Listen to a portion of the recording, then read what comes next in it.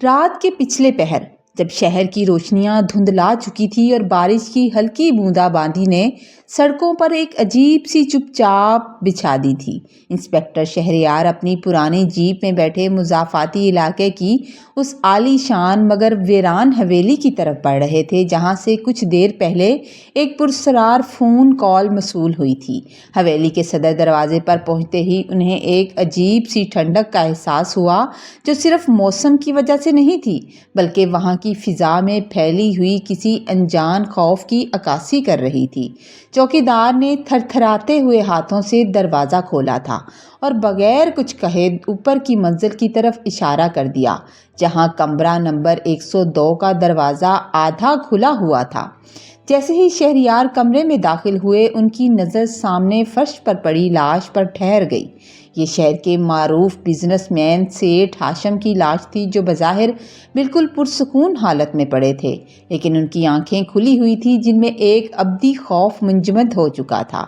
کمرے کی کھڑکیاں اندر سے بند تھیں اور دروازے پر بھی کسی قسم کی زبردستی کے کوئی نشانات نہیں تھے جس سے یہ پہلی نظر میں خودکشی معلوم ہوتی، مگر شہریار کی تجربہ کار نظروں نے بھانپ لیا کہ یہاں کچھ بہت غلط ہو چکا ہے۔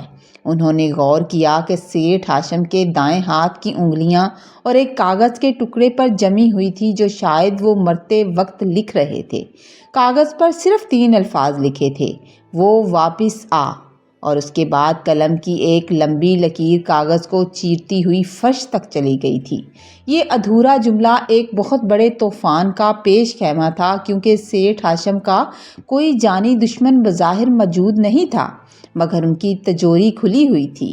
لیکن حیرت کی بات یہ تھی کہ اس میں موجود لاکھوں روپے اور زیورات کو چھوا تک نہیں گیا تھا بلکہ صرف ایک پرانی ڈائری وہاں سے غائب ہوئی تھی۔ شہریار نے کمرے کا معائنہ شروع کیا تو انہیں بیڈ کے نیچے سے ایک چھوٹا سا سیاہ رنگ کا دستہ ملا جو کسی قدیم خنجر کا حصہ معلوم ہوتا تھا، مگر وہاں کوئی خون نہیں تھا۔ ڈاکٹروں کی ابتدائی رپورٹ کے مطابق موت دل کا دورہ پڑنے سے ہوئی تھی، لیکن شہریار کا دل کہہ رہا تھا یہ دل کا دورہ نہیں تھا بلکہ کسی نے سیٹھ ہاشم کو موت کے خوف سے مار ڈالا تھا۔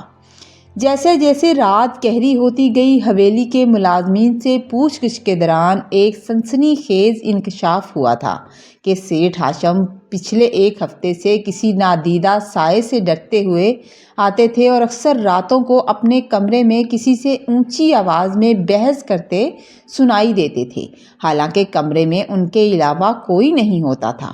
ایک ملازم نے بتایا کہ سیٹھ صاحب اکثر کہتے تھے کہ وہ 20 سال پرانا گناہ آج بھی میرا پیچھا کر رہا ہے۔ یہ سنتے ہی شہریار کے ذہن میں ایک پرانا کیس گھوم گیا جو شاید اسی حویلی سے جڑا ہوا تھا، لیکن اس فائل کو برسوں پہلے بند کر دیا گیا تھا۔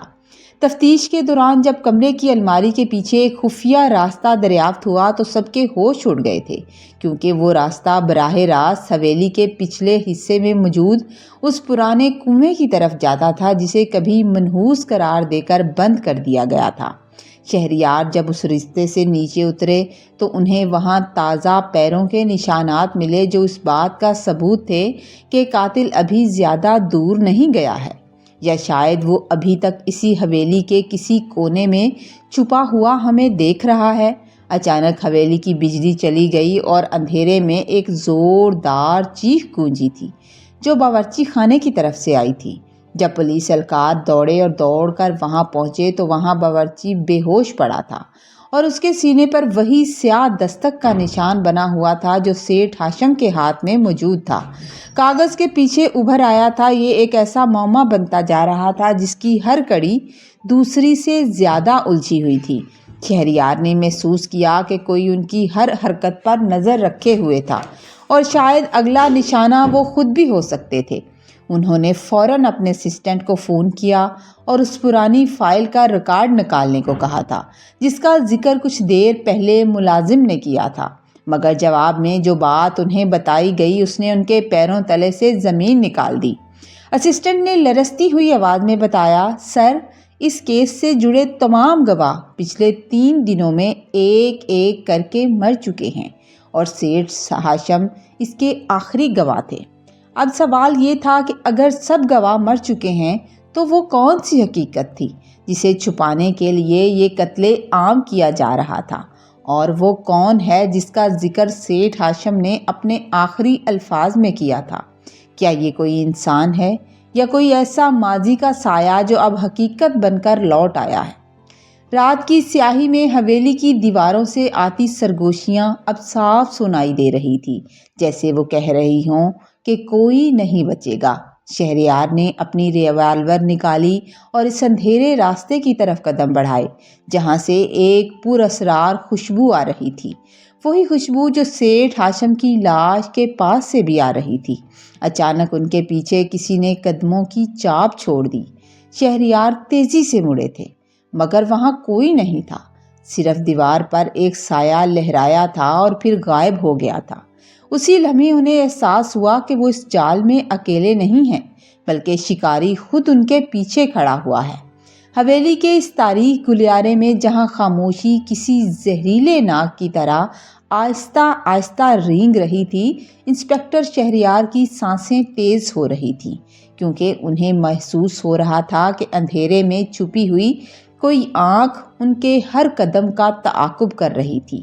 جبکہ وہ اس خفیہ راستے کے دہانے پر پہنچے جو پرانے کنویں کی طرف جاتا تھا تو انہیں وہاں سے ایک ایسی سرانڈ محسوس ہوئی جیسے برسوں پرانی کسی قبر کو کھول دیا گیا ہو۔ انہوں نے اپنی ٹارچ کو آن کیا، ٹارچ کی روشنی دیواروں پر ڈالی تو وہاں خون سے لکھی ہوئی کچھ عجیب و غریب تاریخیں نظر آنے لگیں جو 20 سال پہلے ان دنوں کی تھیں جب شہر میں اغوا کی وارداتیں عروج پر تھیں۔ شہریار کے ذہن میں بجلی کی طرح وہ کیس گونج گیا جس میں ایک معصوم بچی غائب ہو گئی تھی اور اس کا سراغ کبھی نہیں مل سکا تھا۔ اچانک ان کے کانوں میں ایک دھیمی سی ہنسی گونجی جو کسی انسان کی نہیں تھی بلکہ کسی آسیب زدہ روح کی لگ رہی تھی۔ وہ جیسے ہی واپس مڑے ایک بھاری چیز ان کے سر پر آ کر لگی اور ان کی آنکھوں کے سامنے اندھیرا چھانے لگا تھا۔ لیکن بے ہوش ہونے سے پہلے انہوں نے ایک نقاب پوش چہرہ دیکھا تھا جس کی آنکھیں جلتی ہوئی آگ کی طرح سرخ لگ رہی تھیں اور اس کے ہاتھ میں وہی سیاہ خنجر تھا جس کا دستہ انہیں سیٹھ ہاشم کے کمرے سے ملا تھا۔ جب شہریار کو ہوش آیا تو وہ ایک پرانے تہہ خانے میں زنجیروں سے بندھے ہوئے تھے جہاں دیواروں پر سیٹھ ہاشم اور شہر کے دیگر بڑے تاجروں کی تصویریں لگی ہوئی تھیں جن پر سرخ رنگ سے کراس کے نشانات لگائے گئے تھے۔ ان تصویروں میں سے آدھی سے زیادہ تصویریں تو ان لوگوں کی تھیں جو پچھلے چند سالوں میں پراسرار حادثات میں ہلاک ہو گئے تھے یا غائب ہو گئے تھے۔ شہریار کو ادراک ہوا کہ یہ کوئی معمولی انتقام نہیں بلکہ ایک باقاعدہ منصوبہ بندی کے تحت کیا جانے والا قتل عام ہے جس کی جڑیں 20 سال پرانے اس واقعے میں پوست ہیں جسے سب نے مل کر دفن کر دیا تھا۔ اچانک تہہ خانے کا بھاری دروازہ ایک چرچراہٹ کے ساتھ کھلا تھا اور وہ نقاب پوش شخص میرے سامنے آ کھڑا ہوا۔ اس نے اپنی آواز بدلی ہوئی تھی مگر اس کے لہجے میں چھپا ہوا کرب اور نفرت صاف ظاہر تھی۔ اس نے کہا، شہریار صاحب، آپ اس گندگی کو صاف کرنے نکلے ہیں جس میں آپ کے اپنے محکمے کے لوگ بھی شامل ہیں۔ کیا آپ کو معلوم ہے کہ سیٹھ ہاشم کی دولت کا مینار ان معصوموں کی ہڈیوں پر کھڑا ہے جنہیں اس حویلی کے نیچے دفن کیا گیا تھا؟ یہ سننا تھا۔ یہ سنتے ہی شہریار کے تو رونگٹے کھڑے ہو گئے کیونکہ انہیں یاد آیا کہ 20 سال پہلے اس کیس کی تفتیش جس انسپکٹر نے کی تھی وہ ان کا اپنا استاد اور محسن تھا جو اب ریٹائر ہو چکا تھا۔ کیا اس کا مطلب یہ تھا کہ قانون کے رکھوالوں نے ہی مجرموں کو تحفظ فراہم کیا تھا؟ نقاب پوش نے ایک پرانی تصویر شہریار کے سامنے پھینکی جس میں سیٹھ ہاشم کے ساتھ 3 اور لوگ بھی کھڑے تھے، جن میں سے ایک شہر کا موجودہ میئر اور دوسرا ایک نامور جج تھا۔ یہ انکشاف کسی دھماکے سے کم نہیں تھا کیونکہ اب شہریار کو سمجھ آ رہا تھا کہ قاتل ان لوگوں کو نشانہ بنا رہا تھا جنہوں نے انصاف کا گلا گھونٹا تھا۔ لیکن سوال یہ تھا کہ یہ قاتل کون ہے؟ کیا یہ اس معصوم بچی کا کوئی وارث ہے یا خود وہ بچی جو اب موت کا فرشتہ بن کر لوٹ آئی ہے؟ اسی لمحے پولیس کی گاڑیوں کے سائرن دور سے سنائی دیے۔ جس پر نقاب پوش نے غصے سے ایک زوردار کہکا لگایا اور کہنے لگا، کھیل تو ابھی شروع ہوا ہے، کھیل تو ابھی شروع ہوا ہے انسپکٹر۔ اگلا نمبر اس جج کا ہے جو کل ایک بڑے ایوارڈ کی تقریب میں شرکت کرنے والا ہے۔ اگر روک سکتے ہو تو روک لو۔ اس سے پہلے کہ شہریار کچھ کہتے، اس شخص نے ایک دھواں چھوڑنے والا بم فرش پر پٹکا اور وہاں سے غائب ہو گیا۔ جب پولیس اہلکار تاہ خانے میں پہنچے تو انہوں نے شہریار کو نیم بے ہوشی کی حالت میں پایا تھا، مگر وہاں اب کوئی نقاب پوش نہیں تھا۔ ہسپتال پہنچنے کے بعد شہریار نے ڈاکٹروں کی مخالفت کے باوجود ڈسچارج لے لیا تھا، کیونکہ انہیں معلوم تھا کہ اگر انہوں نے اگلے چند گھنٹوں میں کچھ نہ کیا تو ایک اور لاش گر جائے گی۔ انہوں نے اپنے ایک بااعتماد کانسٹیبل کے ذریعے اس پرانی فائل کے گمشدہ صفحات ڈھونڈنے کی بہت کوشش کی تو پتہ چلا کہ 20 سال پہلے جس بچی کا اغوا ہوا تھا اس کی ماں نے عدالت کے باہر خود سوزی کر لی تھی، کیونکہ جج نے ثبوتوں کے باوجود سیٹھ ہاشم اور اس کے ساتھیوں کو رہا کر دیا تھا۔ شہریار اب اس کڑی کا سراغ مل گیا تھا۔ وہ اسی جج کے بنگلے کی طرف روانہ ہوئے، لیکن راستے میں ہی ان کی گاڑی کے بریک فیل ہو گئے اور گاڑی ایک گہری کھائی کی طرف بڑھنے لگی تھی۔ یہ حادثہ نہیں تھا بلکہ ایک اور قاتلانہ حملہ تھا۔ شہریار نے کمال مہارت سے گاڑی سے چھلانگ لگائی اور اپنی جان بچائی، مگر اب وہ شہر کے وسط میں بالکل اکیلے اور نہتے تھے۔ ان کا فون ٹوٹ چکا تھا اور ارد گرد کی فضا میں وہی پراسرار خوشبو دوبارہ پھیلنے لگی تھی۔ انہوں نے دیکھا کہ سڑک کے کنارے لگے ایک اشتہاری بورڈ پر خون سے لکھا ہوا تھا، تمہارا وقت ختم ہو رہا ہے۔ شہریار سمجھ گئے تھے کہ قاتل ان کے بہت قریب ہے اور شاید وہ کوئی ایسا شخص ہے جو پولیس فورس کے اندر سے ہی اسے معلومات فراہم کر رہا ہے۔ انہوں نے فیصلہ کیا کہ اب وہ کسی پر بھروسہ نہیں کریں گے اور براہ راست اسی تقریب میں پہنچیں گے جہاں جج صاحب موجود تھے۔ جب وہ تقریب کے ہال میں داخل ہوئے تو وہاں روشنیوں کا سیلاب تھا، مگر شہریار کی نظریں صرف ان چہروں کو تلاش کر رہی تھی جو مشکوک ہو سکتے تھے۔ اسٹیج پر جج صاحب اپنی تقریر کر رہے تھے کہ اچانک ہال کی تمام روشنیاں گل ہو گئی تھیں اور مائک پر وہی بدلی ہوئی آواز گونجی تھی، انصاف اب ہوگا یہاں اور اسی وقت۔ جیسے ہی ایمرجنسی لائٹس جلیں سب کے ہوش اڑ گئے، کیونکہ جج صاحب کے گلے میں وہی سیاہ خنجر پیوست تھا اور ان کے سامنے میز پر ایک ادھورا خط لکھا ہوا تھا، جس پر لکھا ہوا تھا، دوسرا گواہ خاموش ہو گیا۔ ہجوم میں افراتفری مچ گئی اور شہریار نے ایک سائے کو تیزی سے پچھلے دروازے سے نکلتے ہوئے دیکھا تھا۔ وہ اس کے پیچھے بھاگے، مگر ہال کے باہر انہیں کانسٹیبل کی لاش ملی جس کے ہاتھ میں وہ گمشدہ فائل تھی۔ اس فائل کے آخری صفحے پر ایک ہی نام لکھا تھا جسے دیکھ کر شہریار کے پیروں تلے زمین نکل گئی۔ وہ نام کسی اور کا نہیں تھا بلکہ خود انسپکٹر شہریار کے اس قریبی ساتھی کا تھا جس پر وہ سب سے زیادہ بھروسہ کرتے تھے۔ کیا واقعی ان کا اپنا دوست یہ سب کر رہا تھا، یا اسے بھی کسی بڑے مہرے کے طور پر استعمال کیا جا رہا تھا؟ کہانی اب ایک ایسے موڑ پر آ گئی تھی جہاں ہر دوست دشمن اور ہر دشمن ایک مظلوم نظر آ رہا تھا۔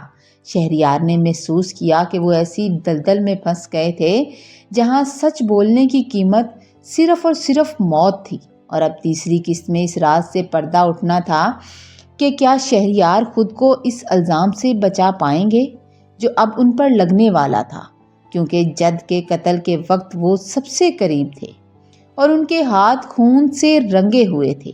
یہ ایک ایسا سسپینس تھا جس نے پورے شہر کو لرزا کے رکھ دیا تھا، اور ہال میں لگی ایمرجنسی لائٹس کی زرد روشنی میں جج صاحب کی لاش اور ان کے گلے میں پیوست وہ سیاہ خنجر دیکھ کر ہجوم میں ایسی افراتفری مچی تھی کہ ہر کوئی اپنی جان بچانے کے لیے وہاں سے باہر بھاگنے لگا تھا۔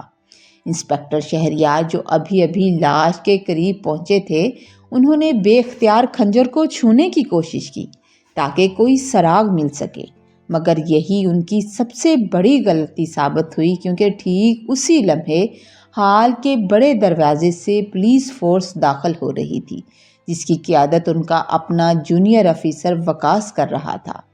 وقاص نے اونچی آواز میں چلا کر کہا تھا، انسپکٹر شہریار، اپنے ہاتھ اوپر کر لیں، آپ رنگے ہاتھوں پکڑے گئے ہیں۔ شہریار کے ہوش اڑ گئے جب انہوں نے دیکھا کہ ان کے اپنے ہاتھ جج کے خون سے رنگے ہوئے تھے اور تمام کیمرے ان کی طرف مڑ چکے تھے۔ یہ ایسا ایک جال تھا جس کی بنتی بہت پہلے سے کی جا رہی تھی۔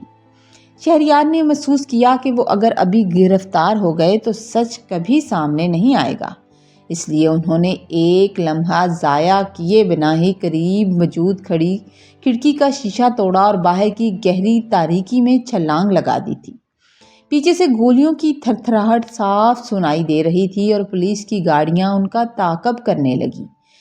شہریار شہر کی تنگ گلیوں میں بھاگتے ہوئے ایک پرانے گودام میں جا گھسے تھے جہاں ان کی سانسیں اکھڑ رہی تھیں۔